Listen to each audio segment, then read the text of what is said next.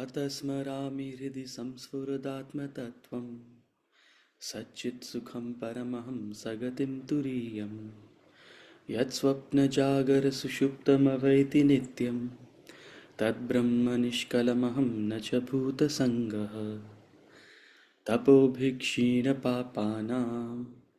शान्तानां वीतरागिणां मुमुक्षूणामपेक्षोऽयम् आत्मबोधो विधीयते बोधोऽन्यसाधनेभ्यो हि साक्षान्मोक्षैकसाधनं पाकस्य वह्निवज्ञानं विना मोक्षो न सिद्ध्यति।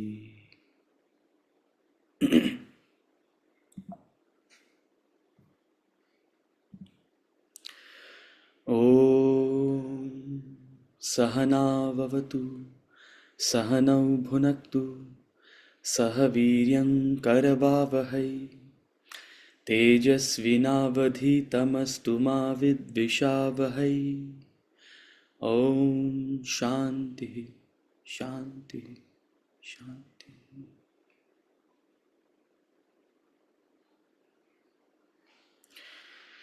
We'll chant from verse number 16 to 20 of chapter 9.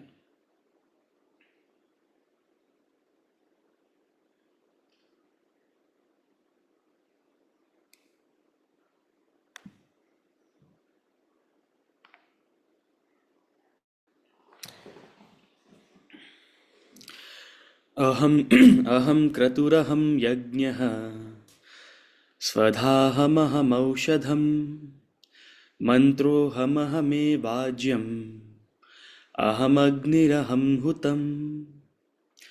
अहं क्रतुरहं यज्ञः स्वधाहमहमौषधम् मन्त्रोऽहमहमेवाज्यम् अहमग्निरहं हुतम्। पिताहमस्य जगतः माता धाता पितामहः वेद्यं पवित्रमोङ्कार ऋक्सामयजुरेव च। पिताहमस्य जगतः माता धाता पितामहः वेद्यं पवित्रमोङ्कार ऋक्सामयजुरेव च। गतिर्भर्ता प्रभुः साक्षी निवासः शरणं सुहृत् प्रभवः प्रलयस्थानं निधानं बीजमव्ययम्। गतिर्भर्ता प्रभुः साक्षी निवासः शरणं सुहृत् प्रभवः प्रलयस्थानं निधानं बीजमव्ययम्। तपाम्यहमहं वर्षं निर्घृणां युत्सृजामि च अमृतं चैव मृत्युश्च सदसच्चाहमर्जुन। तपाम्यहमहं वर्षं निर्घृणं युत्सृजामि च अमृतं चैव मृत्युश्च सदसच्चाहमर्जुन। त्रैविद्या मां सोमपाः पूतपापाः यज्ञैरिष्ट्वा स्वर्गतिं प्रार्थयन्ते ते पुण्यमासाद्य सुरेन्द्रलोकम् अश्नन्ति दिव्यान् दिवि देवभोगान्। त्रैविद्या मां सोमपाः पूतपापाः यज्ञैरिष्ट्वा स्वर्गतिं प्रार्थयन्ते ते पुण्यमासाद्य सुरेन्द्रलोकम् अश्नन्ति दिव्यं दिवि देवभोगान्।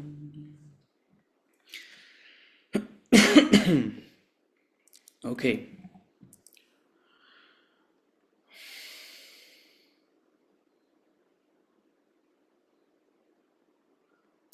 Hari Om. Hari Om. Hari Om. Hari Om. Hari Om. Hari Om Ji. Hari Om. Hari Om sir. Okay.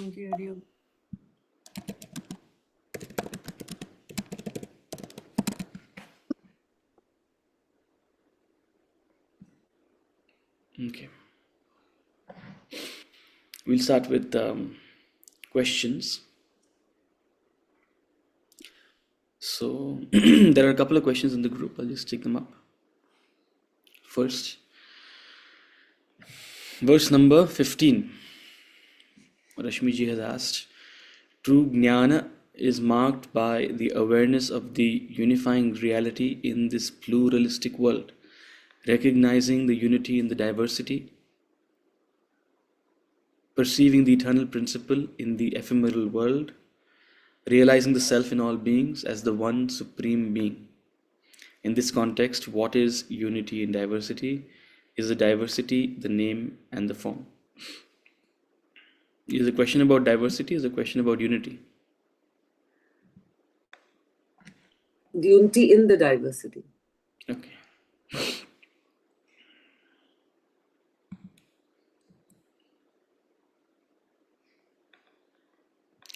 True jnana is marked by awareness of the unifying reality in the pluralistic world, recognizing unity in diversity, perceiving the eternal principle in the ephemeral world, realizing the self in all beings as the one supreme being. This is the section you are highlighting in the text.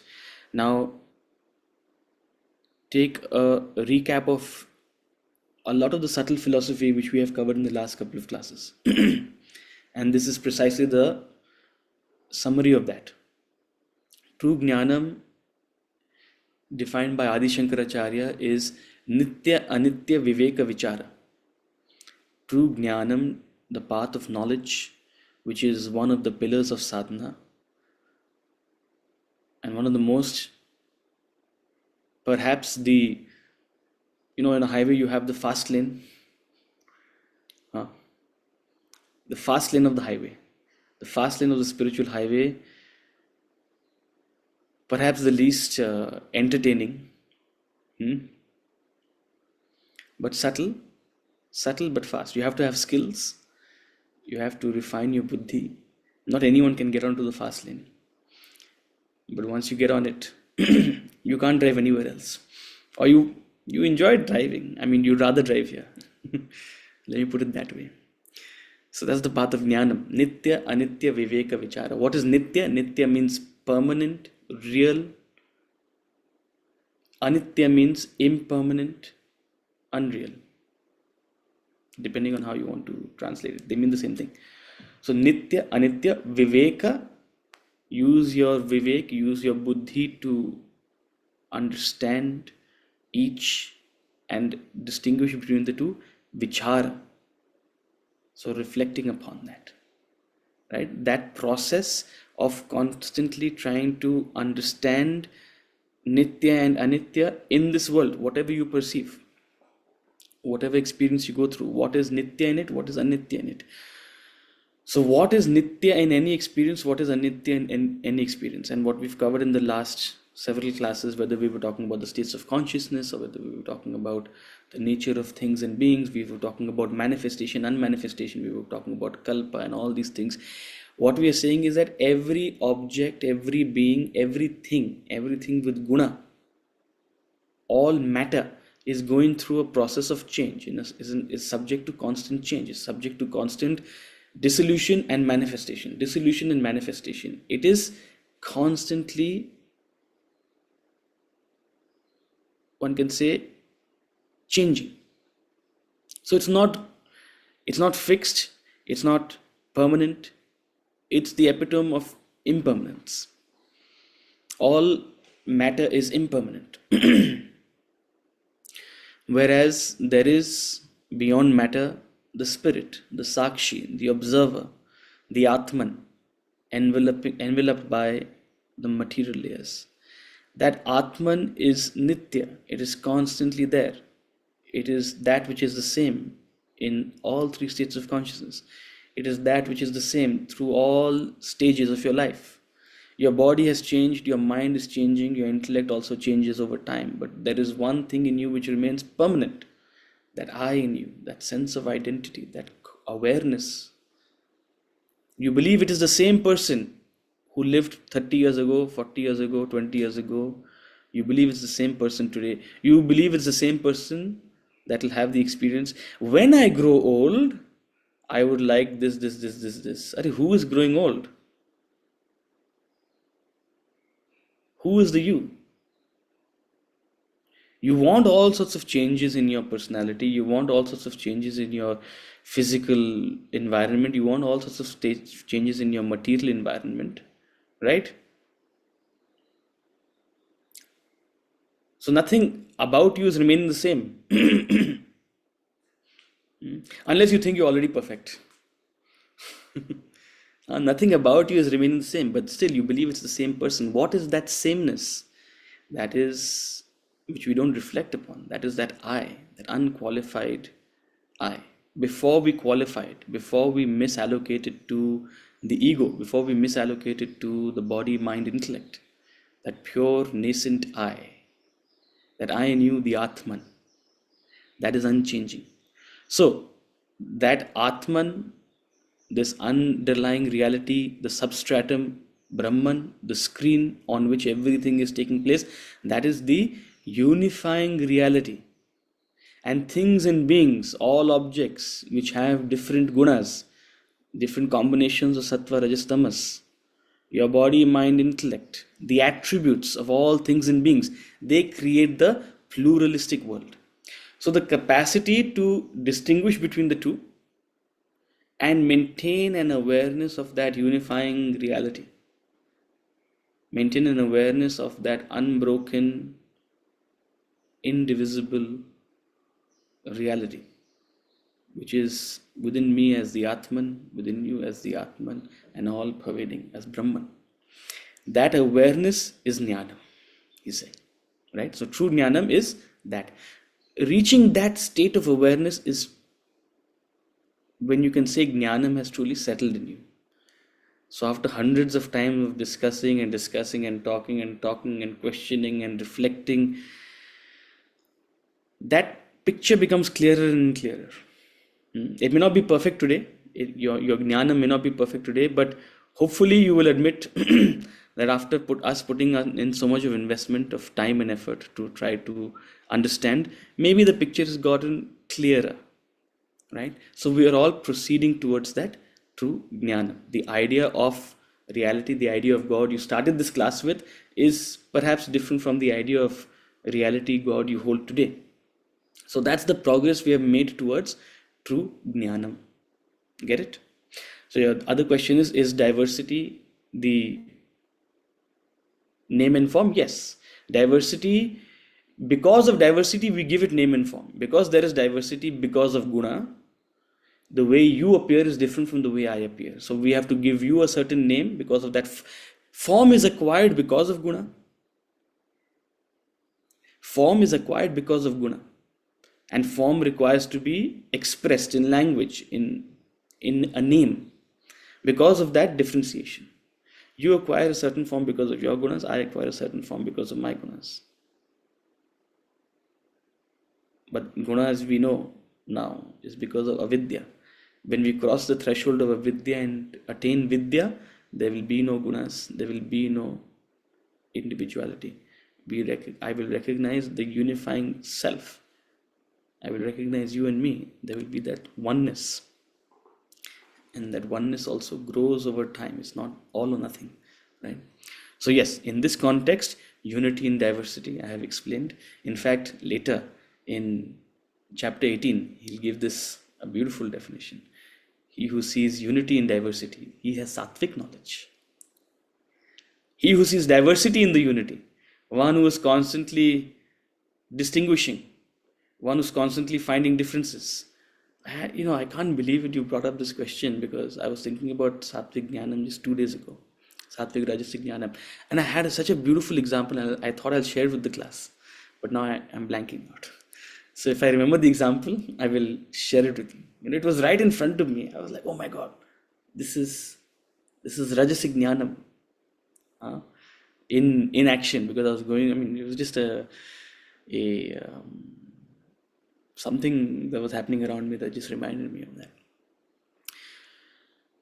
So Sattvic Jnanam, Rajasic Jnanam. And very interesting has been given the Tamasic Jnanam. He also defines what is Tamasic Jnanam. But anyway, I won't let out all the cat out of the bag. This very same idea of unity in diversity, he comes into that in chapter number 18 when he's summarizing everything. And this is a very important concept. This very important idea. This is a true mark of evolution. The true idea that whether knowledge is actually settling in you, your capacity to not judge a book by its cover. So ultimate unity in diversity is seeing the self in all beings. Relative unity in diversity is being able to dig deeper and try to empathize, try to identify, right? Very important quality in action. It's a mark of true knowledge. If you're very judgmental, if you're very superficially dismissive, it means that ज्ञान का कुछ असर नहीं हुआ अभी तक. हाँ. That's a way in which a teacher will also assess. Okay, this Delhi अभी दूर है. आप कलकत्ते में बैठे हुए हो, हम दिल्ली आ गए हैं. हाँ. Anyway, trying to empathize means that you put yourself in others' shoes. And yes, and to put yourself in other shoes, first you have to understand the other shoes. Then only you will put yourself there. So that's the essentially it's the idea of going deeper. Not judging a book by its cover, not judging a person by a single circumstance. One, since you're asking me this question, that's the definition of tamasic jnana. Judging a book by its cover, or simply being dismissive, or seeing one aspect and concluding a whole, is tamasic jnana. So that journey from tamasic jnanam to sattvic jnanam is the journey of jnana, right? Okay, verse number 15 again. The self is one and all pervading reality, but its manifestation are manifold. Just as your body is one, but its reflections could be manifold, your body can produce countless reflections through countless reflecting surfaces. In this context, what is the reflecting surface? Matlab, what is the reflecting surface? As in the example of the body, a mirror is the reflecting surface. But I'm guessing your question is what? It's from the text only, sir. Yeah, it's from the text. It's from the text, but what is the question? What do you mean by a reflecting surface? It's written that your body can produce countless reflections through countless reflecting surfaces. I'm asking that countless maybe the birds, the number of birds, maybe, if I'm right. So then No, he's giving the example that a body is one, but imagine you go to, especially if you go to a changing room in a mall, you're trying out clothes. There are 3 mirrors on 3 sides around you, so that from every angle you can see how the fit is. But if you look closely, how many bodies have been created because of those reflections? It's actually innumerable, because one mirror is reflecting another. So one body can produce innumerable reflections depending on the number of reflecting surfaces there are. Reflecting surfaces in the context means mirror. So you get the analogy. Now what is your question? The question is that how is the body producing so many reflections then? How is one body, like suppose I'm an individual, I'm Rashmi Shah, whatever. So that person, how is that person doing so many reflections? Because of the mirrors. What mirror? What is the mirror? That's what my question. So now that's the question. I was trying to understand. Is your question just, okay, what is the example of mirror? What is the reflecting surface in the example? That's the real question. What is this reflecting surface we're talking about? And there's a divinity that shapes our ends. Because all the answers come to me before you ask the questions. Not that I didn't know the answer to this question, but by the grace of God, I was listening to Swami Sarvapriyananda. and beautiful exposition of Advaita Vedanta. And incidentally, I was listening to a topic which is very similar to this. Matlab, it was talking about the mirror. The mirror, right? What is the mirror? So, what is the mirror? The idea being conveyed out here is that the self is one, but its manifestations are innumerable. Just like the body is one, but its reflections are innumerable. So, what is it that is reflecting the self? The mirror reflects the body and creates innumerable reflections of the body. Correct? A mirror creates a mirror reflects a body and creates a reflection of that body.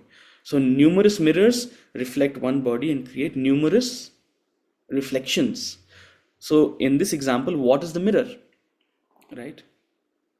The mirror is your mind. The mirror are your gunas.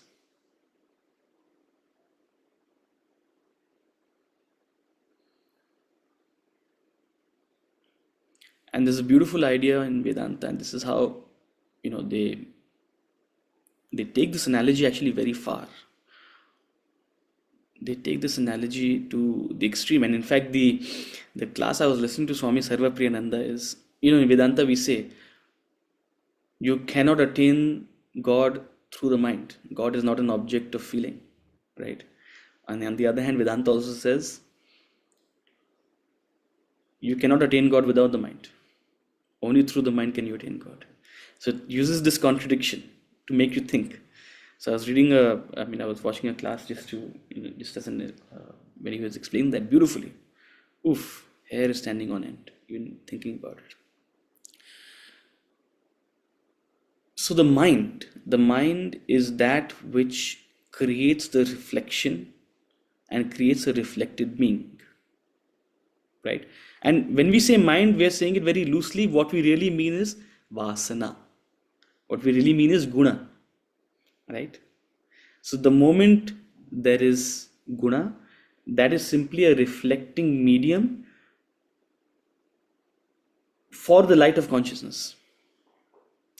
So you are a reflection of pure consciousness through the lens of guna.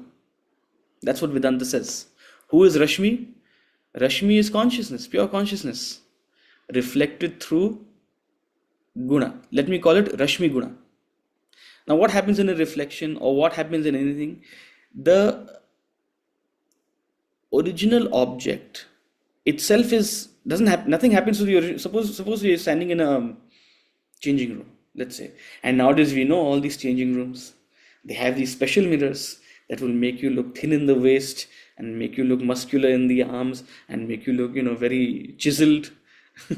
That's actually a thing. If you go to a changing room, just to make you look better in the clothes, so that you actually make the psychological choice of buying it, the mirror distorts your image.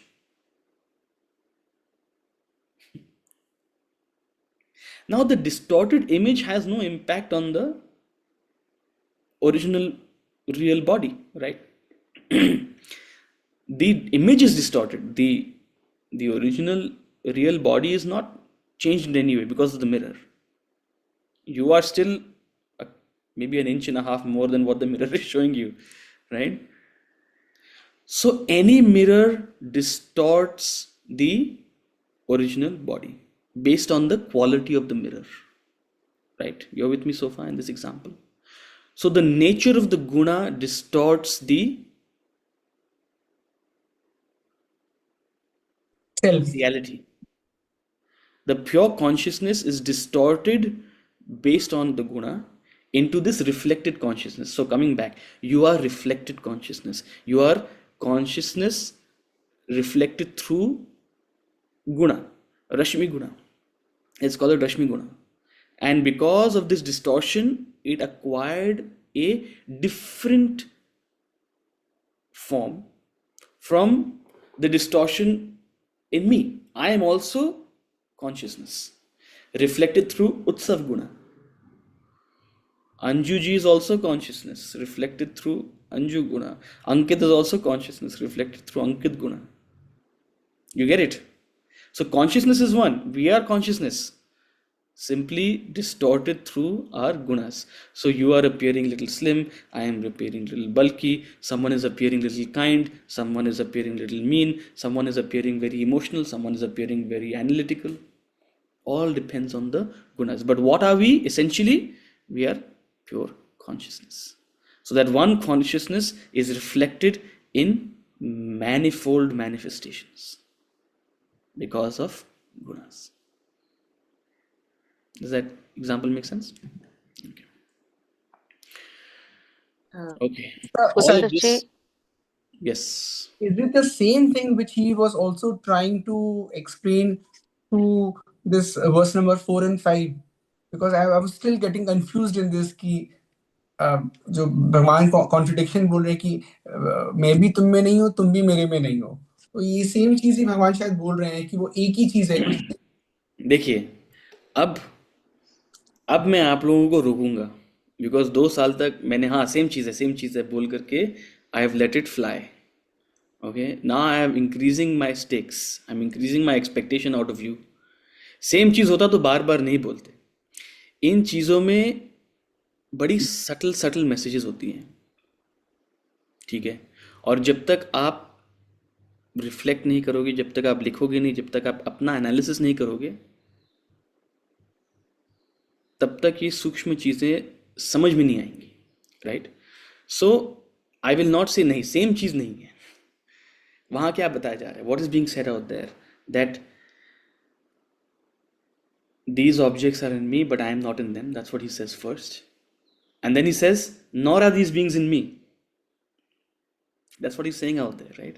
There he's talking about, on the one hand, in verse number 4, he's talking from a relative perspective. He's talking from the perspective of post creation. He's talking from the perspective of a relative reality that you and I are experiencing. Where is the dream? The dream is residing in the waker's mind.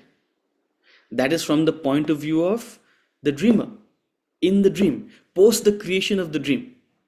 But the moment you wake up, what do you realize? The dream wasn't there. There is no dream world in the waking mind. There is no actual dream world. That's verse number 5. When he's saying, no, actually beings are not in me.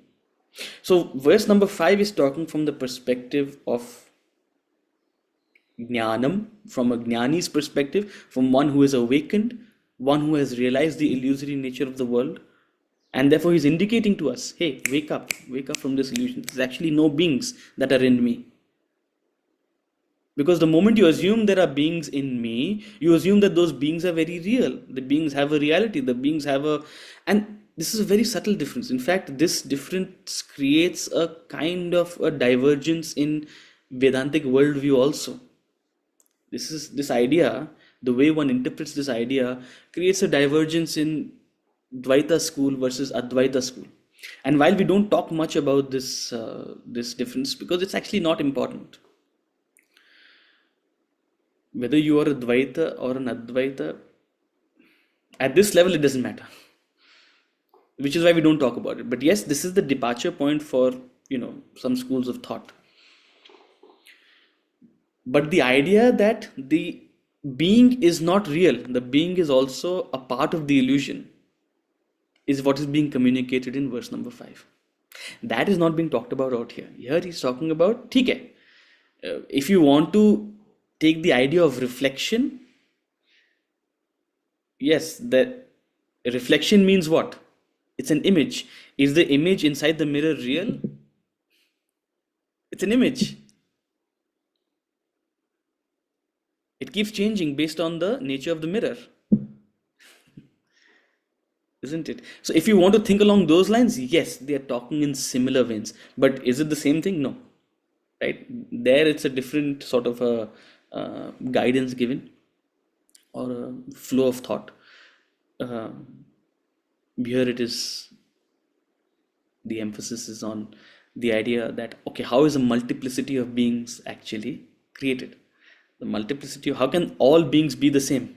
How do you see the unity in the, what is the unity in the diversity? Unity in the diversity then is seeing that, oh, I am actually consciousness. The diversity is because of the gunas, and because of that, the consciousness is appearing different.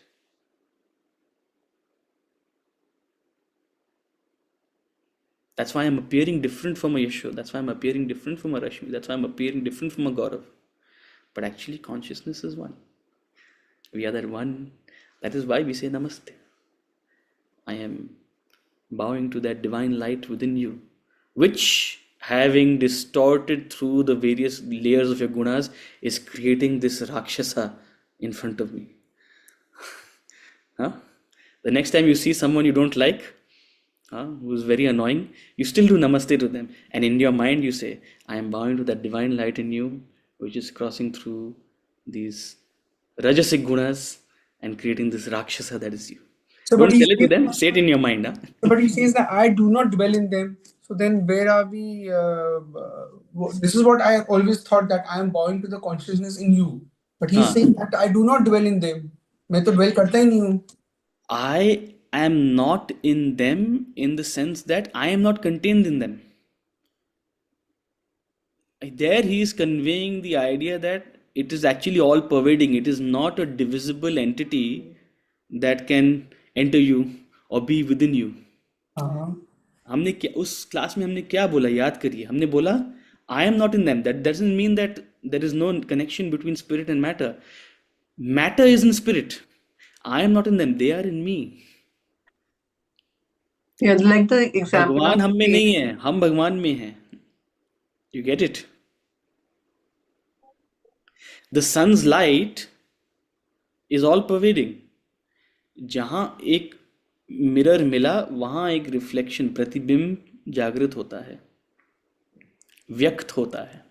If you want to be technical, right? Where there is a small pond, there will be a reflection of that all-pervading sun in the pond. You're saying, oh, look, there is a sun in the pond. That means that consciousness is in the pond. No, that's stupidity.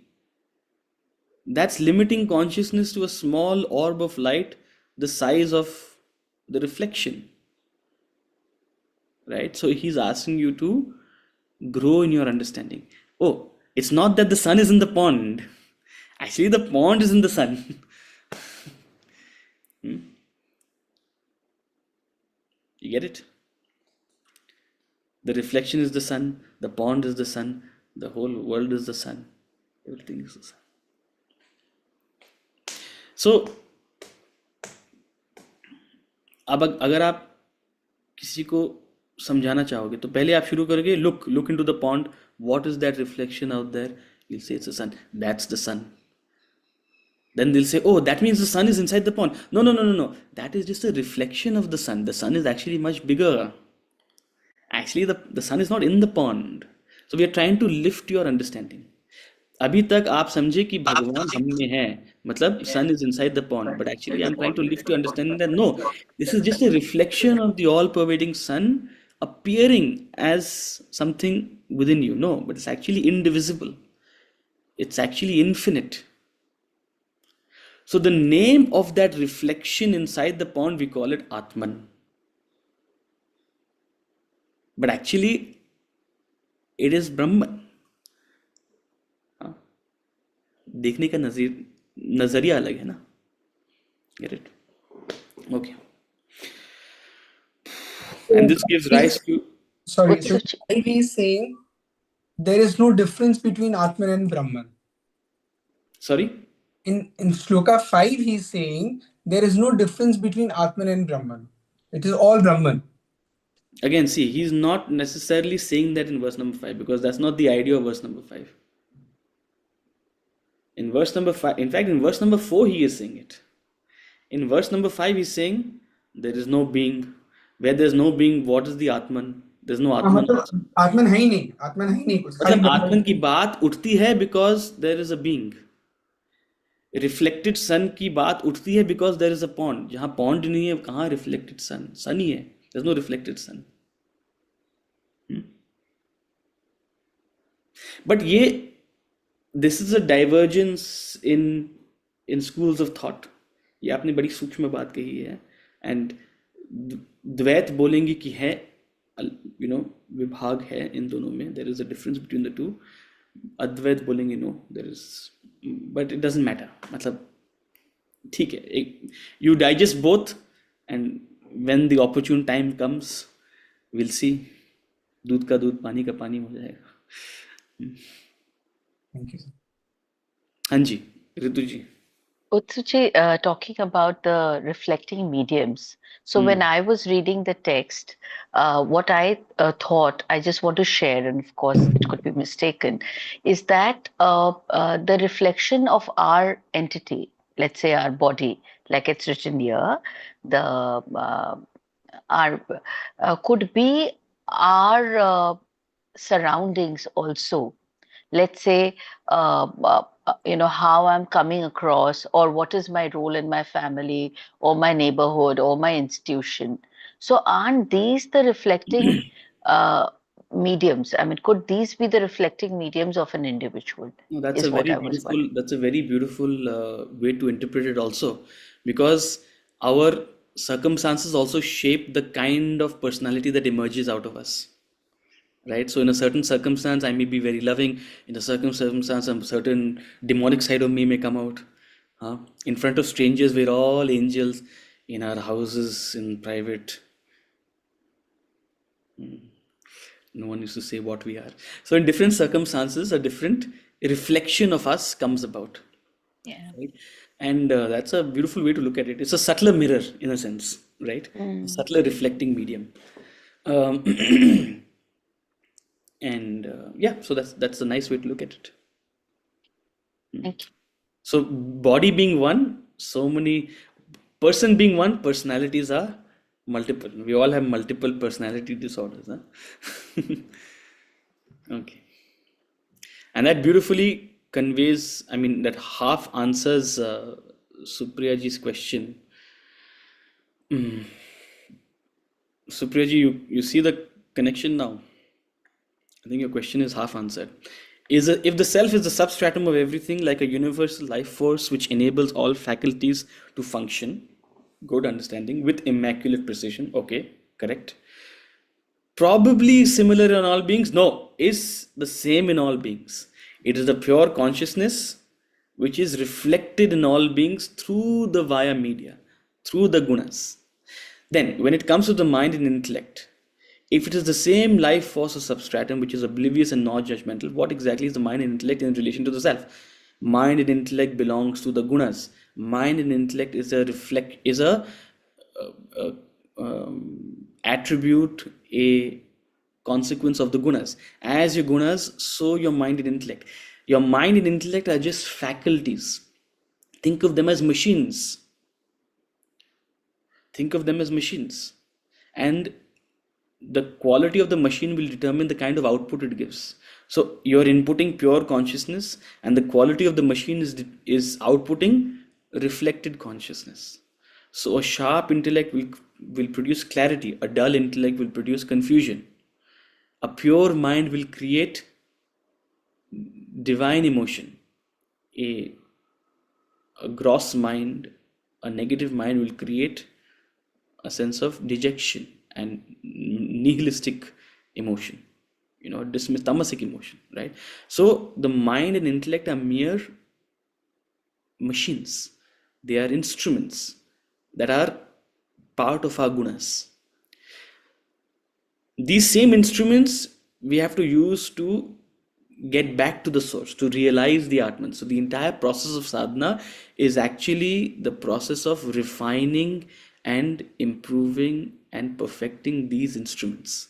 Purifying the mind and strengthening the intellect is the essence of sadhana, right? So what exactly is the mind and intellect in relation to the self? I have explained. In fact, the mind and intellect have no relation to the self. They belong to guna. The self is reflected through the mind and intellect and creates the personality. The kind of conscious being has nothing to do with the consciousness. The consciousness is one in everyone, but the kind of conscious being depends on the quality of the mind and intellect. A dull mind will create a dull being. A bright mind will create a bright being. A strong intellect will create a clear being. A dull intellect will create a confused being. Get it?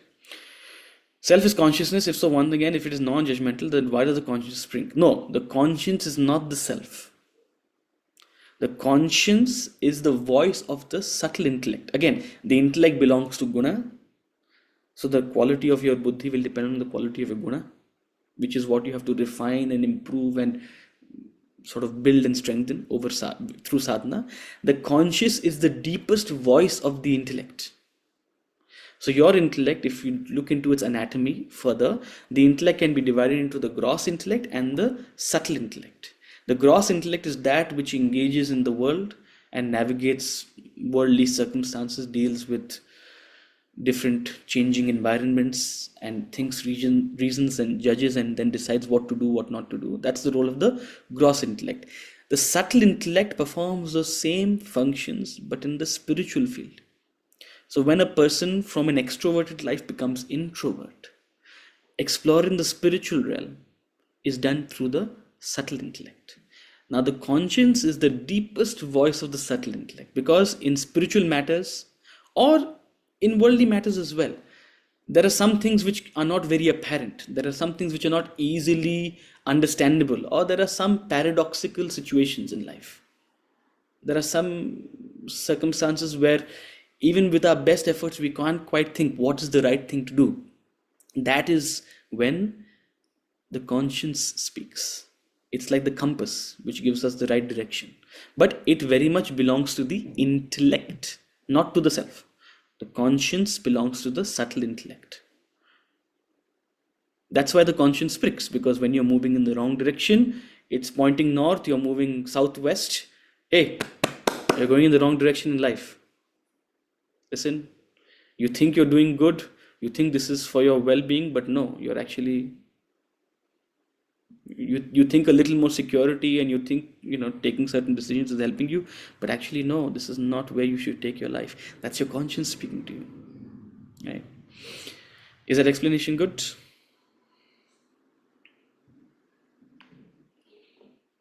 Okay. बहुत अच्छे से समझ में आया उनसे। आपको समझ में आ गया, बस मेरा काम हो गया। ये हाँ? सच्ची में एकदम। बस आपको ही समझाना है। I am telling you really दो। अच्छा, उससे मुझे ये समझ में आ रहा है, हाँ जी, सिंपल में, कि यदि मैं अपने आप को जीव मानूं तो ये सब कहानियां है, otherwise I am Brahman. Indeed, absolutely.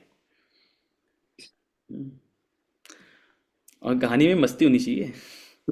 मस्ती है। लोग के बीच में बैठे हुए हैं हम लोग तो दोनों। अच्छा, आवाज नहीं आ रही थी तेरा। Okay, verse number 16। अहम क्रतुरहम यज्ञः स्वधाहमहमौषधम् मंत्रोऽहमहमेवाज्यम् अहमग्निरहं हुतम्। I am Kratu, I am Yajna, I am Swadha, I am Aushadha, I am Mantra, I am Ajya, I am Agni, I am Huta. So, the ritual of a yajna and all the aspects of a yajna are elaborated out here. Most of us have no idea what a yajna is. That's why these terms are not familiar to us. And a lot of us know yajna through different names. We call it a havan, or we call it something else. We never used a lot of these Sanskrit terms, which is why these are not familiar to us. But again, to an Arjuna, these at that age, at that time, these rituals were very commonplace, and these terms were very commonplace, right? So the entire philosophy is trying to use ritual as a symbolism, and that's actually the evolution of philosophy. That's actually the evolution of society's understanding. How do you take an entire society and lift their understanding about something like God? It's an extremely difficult task, but this is the greatness of our culture, that ritual has been used as that sort of common foundation, right? It is that cultural sort of symbolism of what our scriptures are trying to indicate as God. So this entire world is a yajna. This entire process, in chapter number 3, he says beautifully that the Creator created this out of yajna and for the sake of yajna.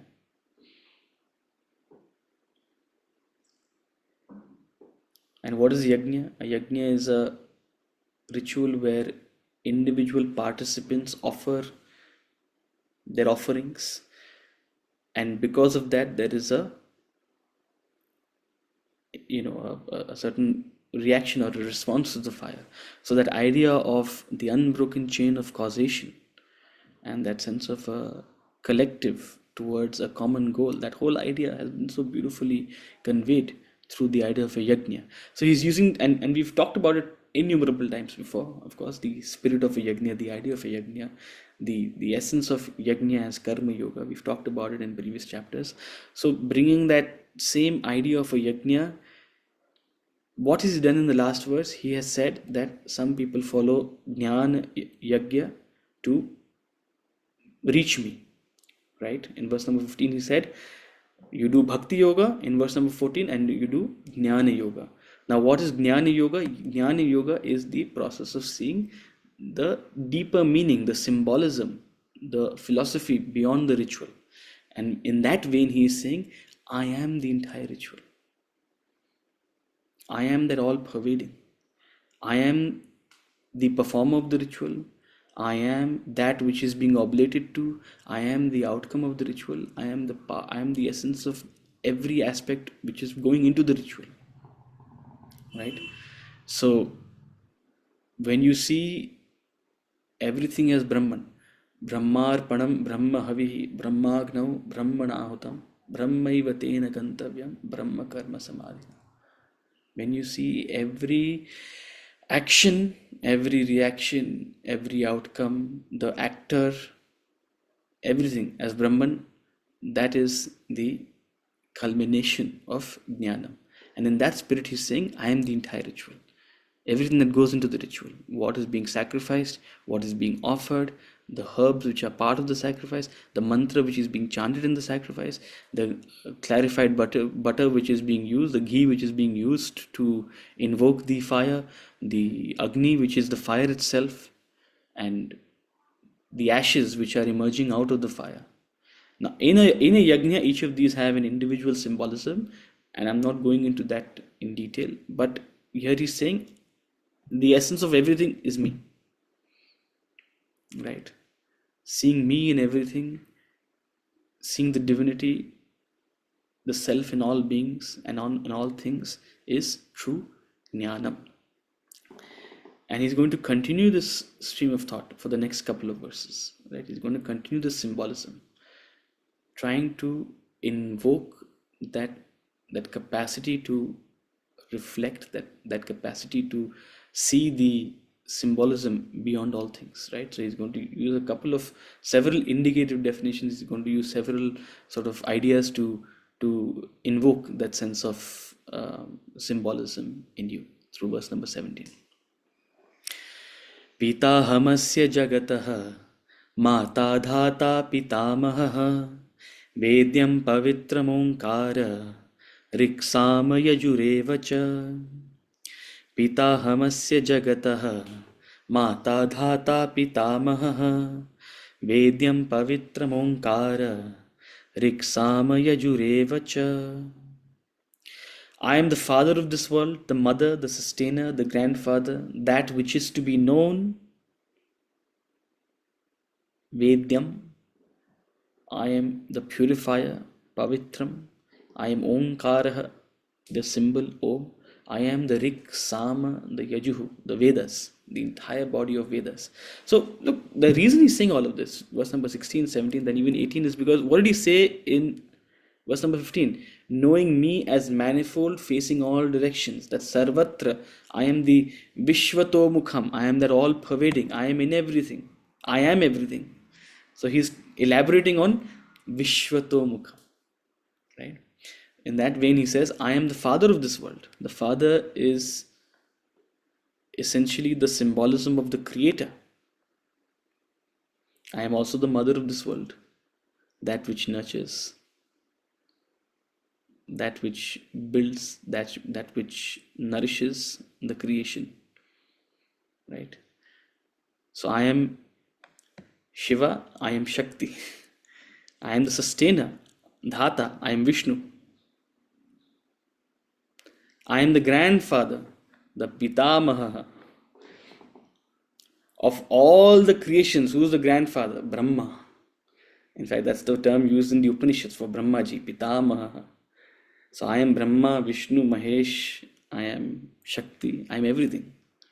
That which is to be known. These are all symbolisms, these are all deities that have been conceived by the sages to convey that ultimate reality, that ultimate pure consciousness, Vedyam. All this Veda is to be used to know Vedyam, that which is to be known. I am that purifier.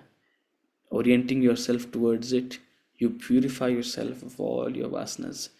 Aligning yourself with your spiritual journey, you gradually shed all your tamas, all your rajas, and you become sattvic, you become trans-sattvic, right? Until you attain enlightenment. So the path itself is the purifier. I am symbolized by the symbol Om, that foundational sound of the entire cosmos, that ultimate symbol. If you want to think of a murti for God, this is the ultimate murti. This is the ultimate form which represents God, the sound Om. Every scripture, every spiritual lesson, every engagement, every puja, every upasana is started with the chant of Om, because Om is the ultimate symbol. That is the ultimate expression, the subtlest expression of the inexpressible.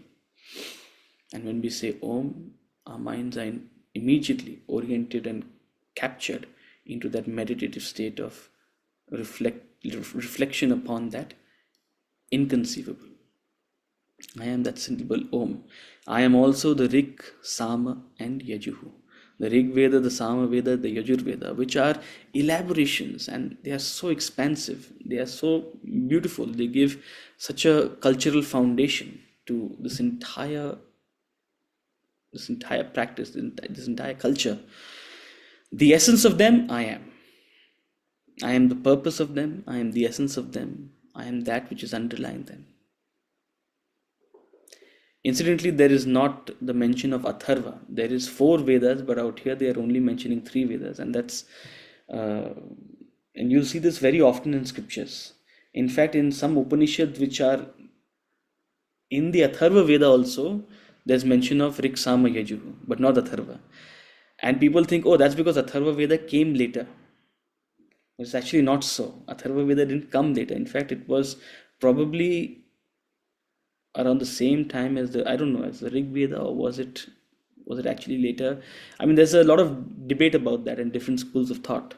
It was adopted later, right? Being adopted into sort of the broader culture as one of the sort of essential core, books of knowledge.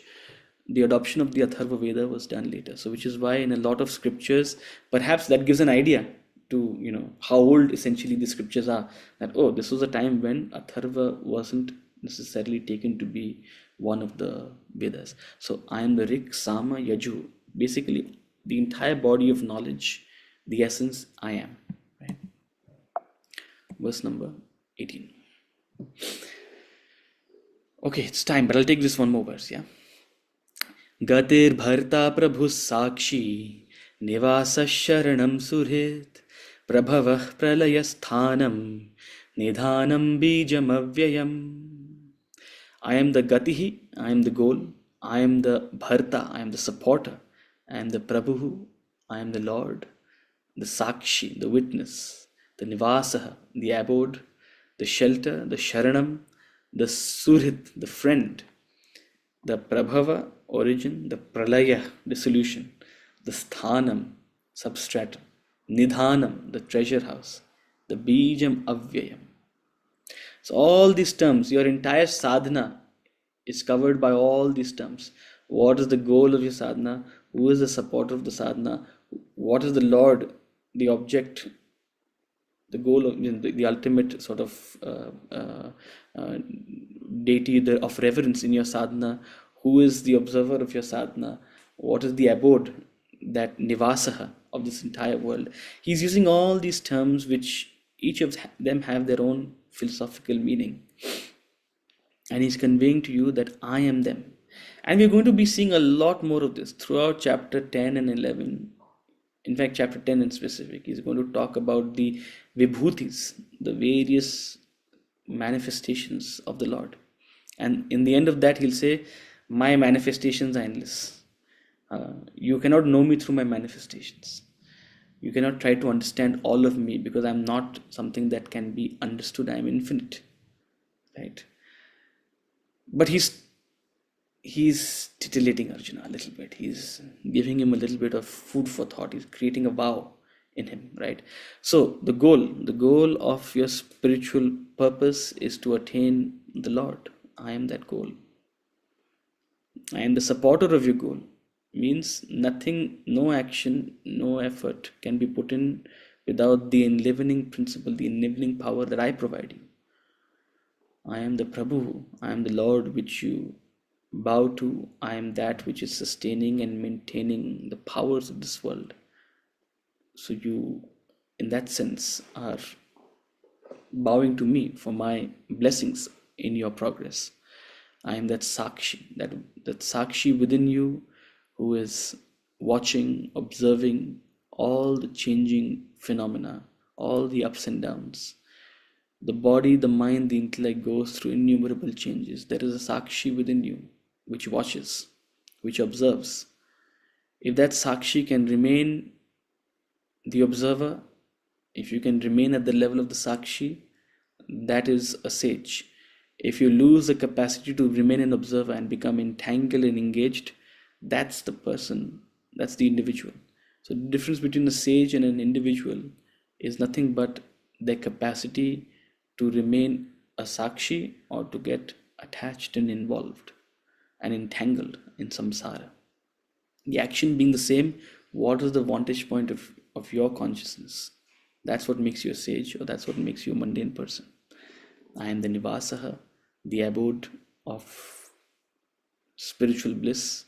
I am the sharanam. I am that where you seek refuge, where your emotions find some solace, because just ideas and knowledge doesn't cut it. Your mind needs some refuge, and I provide that refuge to you. I am your friend in this entire journey.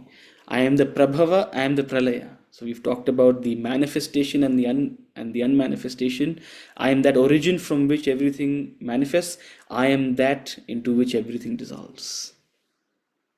I am the substratum which is supporting everything. I am the sthanam. I am the adhar. I am the nidhanam, the treasure house beyond all the treasures of the world. I am that very source in which everything is contained. Everything emerges out of me. All the world's gold and much more is in me. So the nidhanam has also increased in valuation. I am the bijam avyayam. And this is the last point I'll cover before concluding. Bijam avyayam. So notice the nature of a beej. What is a beej? Beej is a seed. It is that unmanifest, invisible source from which everything emerges. The entire plant emerges. The beej is not visible to the eye. It's underground. And even if it was overground, you won't be able to see it, because most of the beejas are invisibly small. So I am a beej, means I am imperceptible. But I am bijam avyayam. Avyayam means imperishable. What happens to a beej once it sprouts? Once a seed sprouts into a plant, the seed itself perishes. So a normal beej, a normal seed is not imperishable. A normal seed is perishable. It creates a plant and it dies away. It is affected and it is completely annihilated through the process of creation. But here is a beej which is unaffected, unchanged through the process of creation. And innumerable creations are happening from the same Bijam. Eternally it's happening. Bijam Avyayam. If we take the example in the class in the beginning, the image is unaffected by the creation of the reflection. Isn't it? Your body is a Bijam Avyayam for the reflected bodies in the mirror. The reflection is created, but the body itself is unchanged. And innumerable reflections can be created. That's why the nature of creation is not a reality. The nature of creation is an illusory function, right? That this idea of Maya is hidden in this term Bijam Avyayam. I am not just any ordinary Bijam. I am Bijam Avyayam.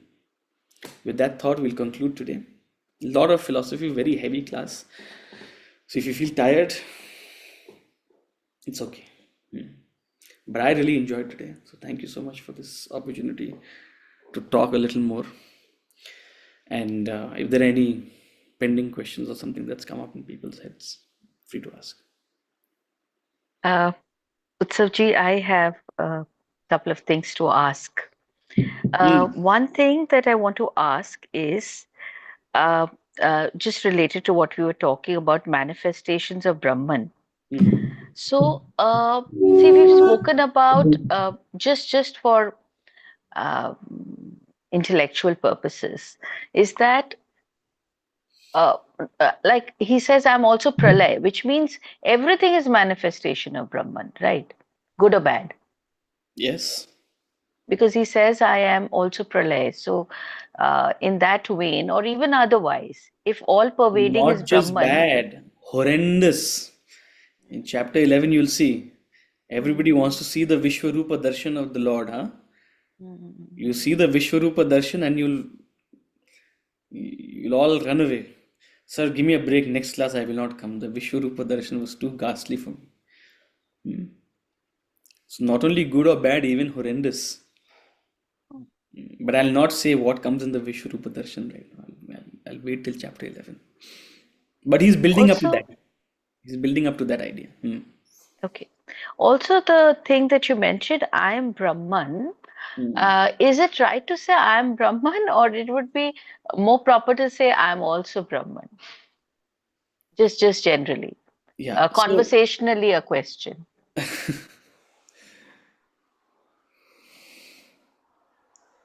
also implies there is something else. That is why I ask. See, you forget the also. Even in a relative sense, I am Brahman wearing a certain type of clothes. Someone is wearing pink clothing, someone is wearing blue clothing, someone is wearing white clothing, someone is wearing Indian clothing, someone is wearing Western clothing. So I am Brahman covered by gunas, right? So if at all you want to use this sort of qualification, don't say I am also Brahman. Say I am Brahman qualified by gunas. I am Brahman draped in gunas. So my And question is, yes, I'm sorry, but I would say I'm also Brahman, which would mean that I respect that you are also Brahman, in that vein. Like, yeah, if it helps you distinguish and but please understand that your capacity to see the self in others will totally depend on the capacity to see the self in you, see the self as you, and the yes. extent to which you hold on to your individuality. And that's when you say I am also, it's reflecting you wanting to hold on to your individuality while affirming your spirit. So you're affirming your spirit, saying I am also Brahman. Or do you mean in the sense that how do you mean the word also? So that's exactly my point. I mean that I respect that you are also Brahman. When I say I'm also Brahman, like if I'm in a conversation with a friend discussing spirituality, for example, or something that I've learned in the class. So is it okay to say I'm Brahman, or is it okay to say we are all Brahmans? You are also Brahman, I'm also Brahman. In Yeah, that yeah, way. in that way you can say that. Yes, yes. So that's, and then there is But if another you start question. saying that to others, na, and especially if they've not studied, they'll think you've gone cuckoo. What Brahman nowadays she's saying. Uh, No, that's all. Yes, yes. No, not softly to like your that. soul, you say. Yeah. Yes, yes. So one question that always comes to me is that I've heard time and again, of course, through classes and a little stuff that I got a chance to read, is that knowledge is the ultimate uh, uh, source, is the ultimate way to self-realization.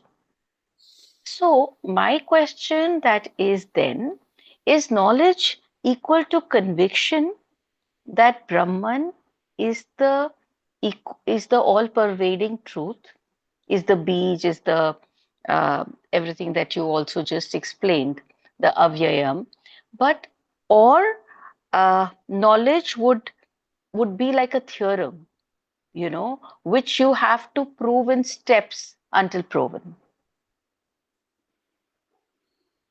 What is knowledge? So repeat the second part of your question. Knowledge is the steps. It's like a theorem then. Either it is just conviction, it could be just conviction. Mm, Just that knowledge I have read, I have heard, and I believe, unconditionally. That is one way of looking at knowledge. mm, The other would be that I don't have the knowledge unless I have read the scriptures, uh, you know, done the entire rigmarole. And, I was trying to explain my perspective from the example of a theorem. In mm, maths, how we do it, that there are certain steps to prove a theorem mm. until we can say hence proven, you know. So you're trying to say, okay, is the reality a theorem and knowledge the various steps to prove that theorem? Is that what you are? I mean, is that the No, no, aspect of the no, theorem that you are? no, no, no, no. Okay. My question is a basic question Mm, that when someone advises or one reads that knowledge is the sure ticket, mm, self-realization mm, is the permanent ticket, mm, which will help you in self-realization.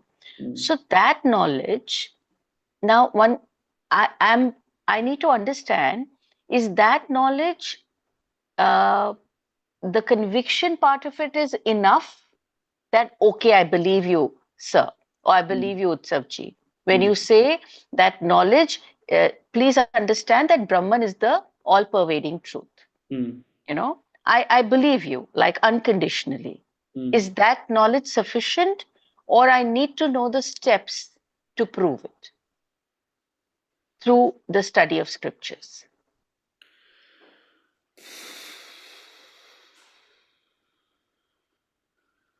Okay, I think I get your question. Belief is not sufficient. And certainly from a Vedantic perspective, belief is not sufficient. Okay, Knowledge has to be churned into wisdom and realization. okay, Okay. But jnanam sets the, and again, when I say jnanam, I'm meaning it at two levels. When I'm talking about jnanam, I'm talking about words and concepts being conveyed to one another, as opposed to the true jnanam we talked about in the beginning of the class. True jnanam is that capacity to see the absolute, the eternal reality in the pluralistic phenomena. That's the sentence with which we started class. So that's what he's saying, is that realization. True jnanam is realization. Okay, but scriptural discussion, reflection, absorption are the essential steps to attaining that realization. Shravana, Manana, Nididhyasana. okay. From a Vedantic Yes. perspective, Shravana, Manana, and Nididhyasana.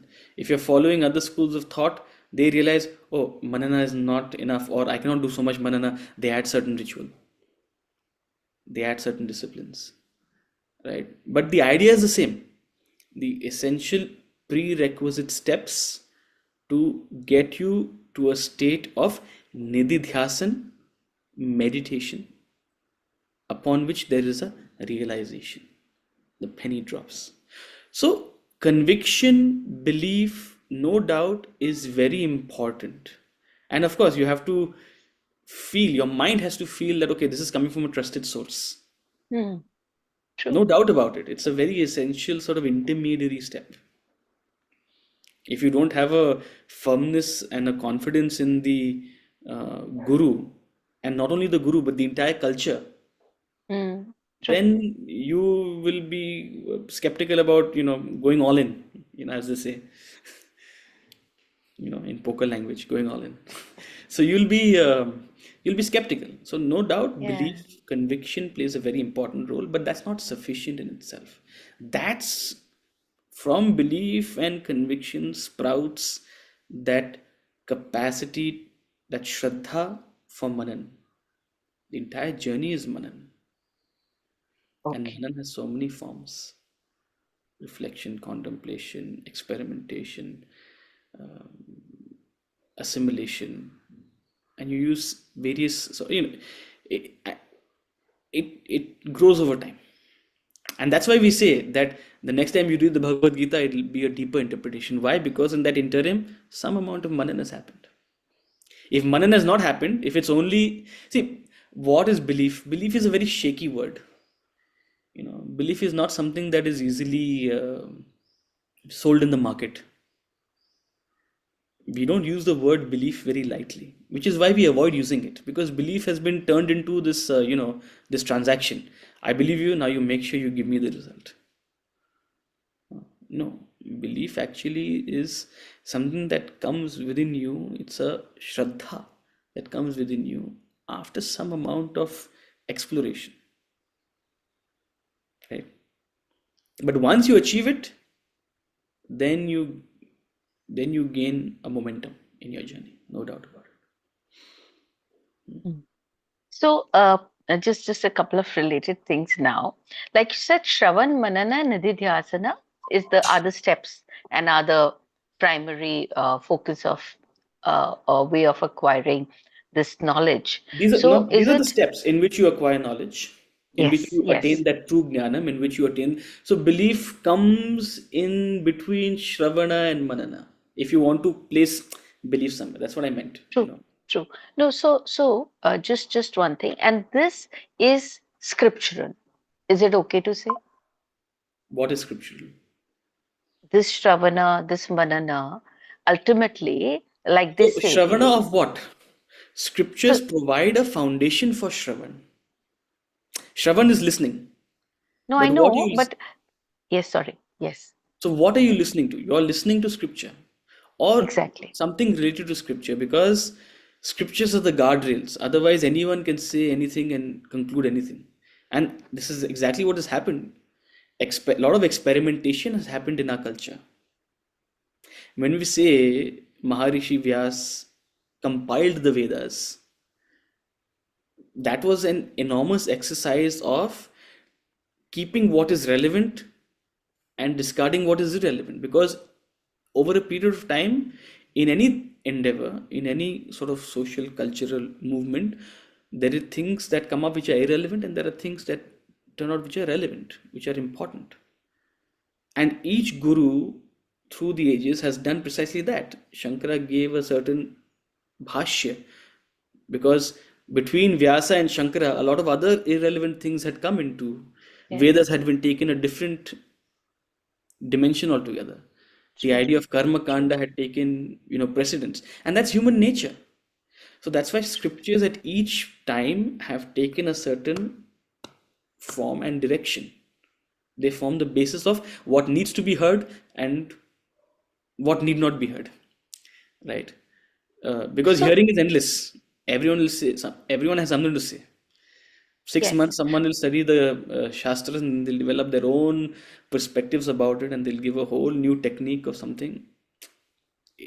So, Innumerable uh, things can come about. Yeah. the basis, the guardrails, but also the content, like the ultimate. Hmm. I mean, No doubt. what It we, is so. So when we say scripture, see these verses have come out of deep reflection. In fact, a lot of the mantras, a lot of the things we chant, a lot of the knowledge we try to reflect upon, a lot of the sounds, they are said to be revelations to the sages, right? So the scripture itself is a result of deep meditation rather than just something that was casually written as an op-ed, you know.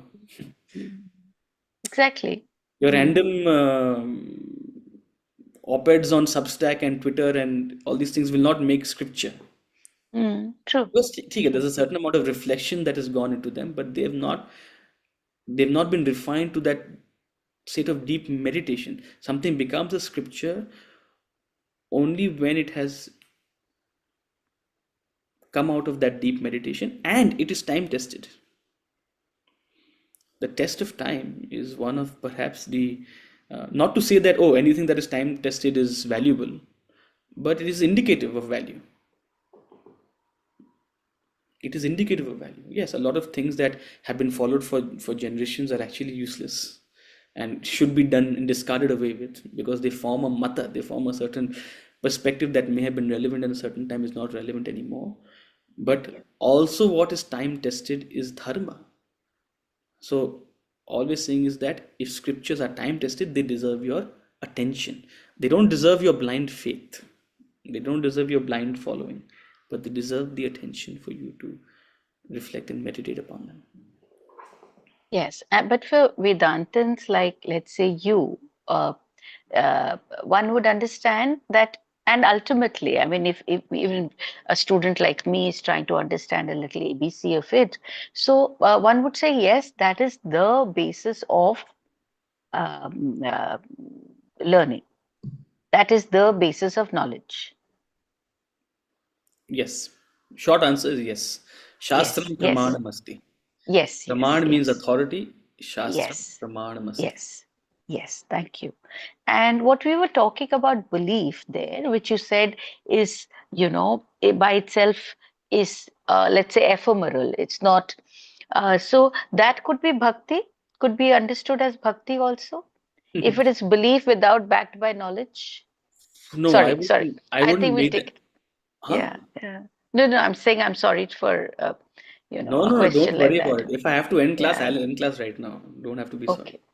Okay. I'm sitting here and listening to you. Don't worry about it. We can keep Okay. talking. Everyone else can leave. um, I made that face because of bhakti, and that's not bhakti is not just that. I can understand. Yeah. Um,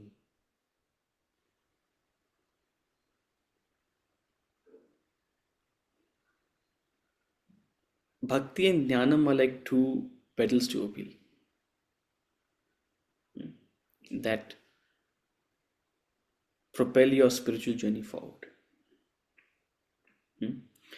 And as you increase in Jnanam, right? So as you pedal forward Jnanam, Bhakti increases. As you pedal forward Bhakti, Jnanam increases. And each feeds the other. Without Jnanam, true Bhakti cannot be attained. Without true Bhakti, Jnanam cannot be attained. So as you grow in your reflection and understanding, you also grow in your expands that sense of wonderment. You fall in love with the mystery of life, and in return you invoke, you create, you generate bhakti within you. And when you explore that realm of bhakti, when you see everything from the lens of bhakti, then jnanam also takes a new form, a new dimension. So in the big, see, bhakti is you have a mind and an intellect. These are the two vessels, the two tools with which you propel your sadhana. Jnanam caters to your intellect, bhakti caters to your mind. They are both essential, and depending on your constitution, you need a different proportion of the two, but you need both. So in the beginning, Jnanam is also superficial, bhakti is also superficial.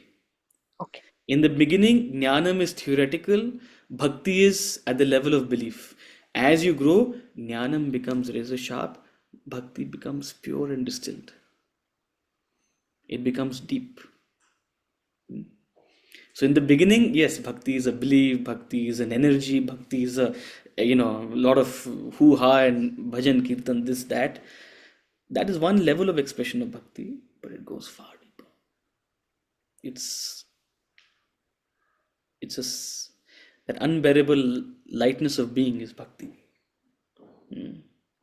So that's the journey of jnanam and bhakti. That's sadhana.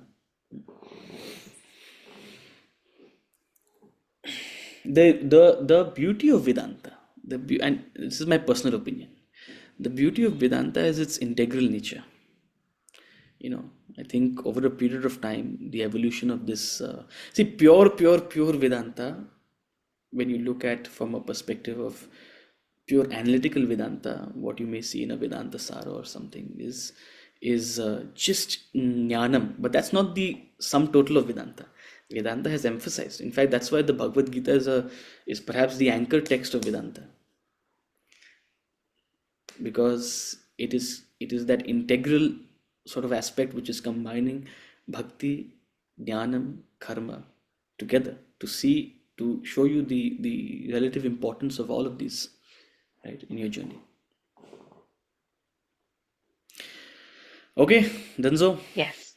Okay, Yes. we'll see you Thank after. you. Hari Om. Hari Om. Thank you so much. Thank